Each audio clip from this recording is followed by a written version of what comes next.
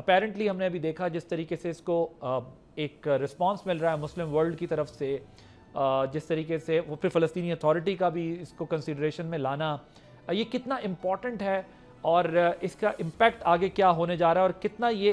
آپ کو لگتا ہے کہ یہ امپلیمنٹ ہو سکتا ہے؟ بہت شکریہ جی، کافی جامع آپ کا سوال ہے۔ میں سمجھتا ہوں کہ یہ ایک امید کی کرن پیدا ہوئی ہے کہ فلسطینیوں کی جو نسل کشی روزانہ جاری ہے، اس کا جو طوفان ہے اس کو کسی حد تک روکا جا سکے،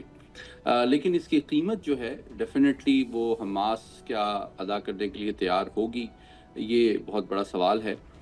کیونکہ بنیادی طور پہ اس منصوبے کی جو پہلی شق ہے، جو سب سے امپورٹنٹ ہے میں سمجھتا ہوں، وہ یہی ہے کہ یوں لگتا ہے کہ حماس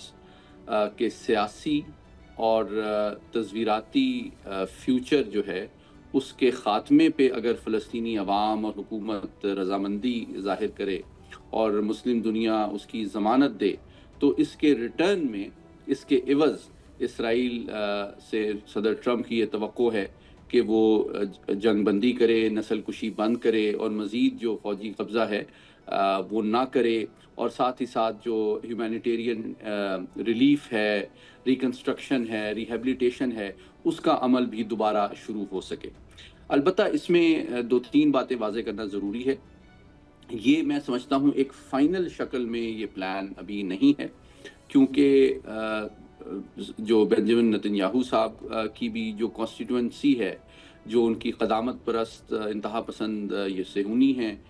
وہ بھی فوری طور پہ حماس کے ساتھ ایک پیس ڈیل میں ان کا اسی صورت میں ایگری کرنا میں سمجھتا ہوں ان لائکلی ہے، اور دوسری جانب حماس بھی جو ہے اس کے کتنے امکانات ہیں کہ وہ اپنے مکمل سیاسی اور فوجی رول سے دستبردار ہو جائے گی فلسطینیوں کی جان اور مال اور عزت کے تحفظ کے لیے۔ یہ بھی میں سمجھتا ہوں دو بہت ہی میکسیملسٹ باتیں ہیں۔ سبسکرائب کریں اور بیل دبائیں تاکہ کوئی خبر رہ نہ جائے۔